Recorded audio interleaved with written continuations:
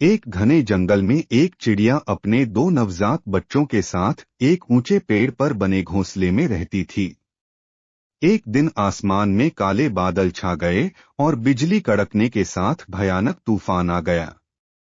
तेज हवा के झोंकों ने मां चिड़िया को मार गिराया और दोनों बच्चों को उड़ाकर जंगल के दो अलग अलग छोरों पर फेंक दिया।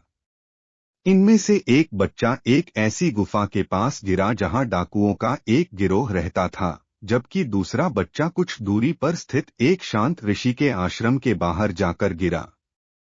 समय बीतता गया और दोनों चिड़िया अपनी अपनी परिस्थितियों के अनुसार बड़ी हो गईं। एक दिन उस देश का राजा शिकार खेलते हुए रास्ता भटक गया और थककर उसी गुफा के पास आराम करने लगा जहां पहली चिड़िया रहती थी।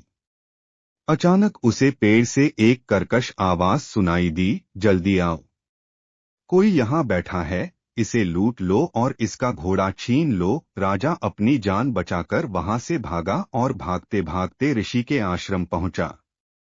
वहां पहुंचते ही उसे एक अत्यंत मधुर और विनम्र स्वर सुनाई दिया, आर्य, आपका स्वागत है। कृपया भीतर आकर विश्राम करें और ठंडा जल ग्रहण करें। राजा इस बात से हैरान था कि दो एक जैसी दिखने वाली चिड़ियों का व्यवहार इतना अलग कैसे हो सकता है। जब उसने ऋषि से इस बारे में पूछा तो ऋषि ने मुस्कुराते हुए समझाया कि सारा अंतर संगति का है। जो चिड़िया डाकुओं के साथ रही, उसने उनकी गालियां और लूटपाट की बातें सीखीं, और जो आश्रम के पवित्र वातावरण में पली बढ़ी, उसने मेहमानों का सत्कार करना सीखा।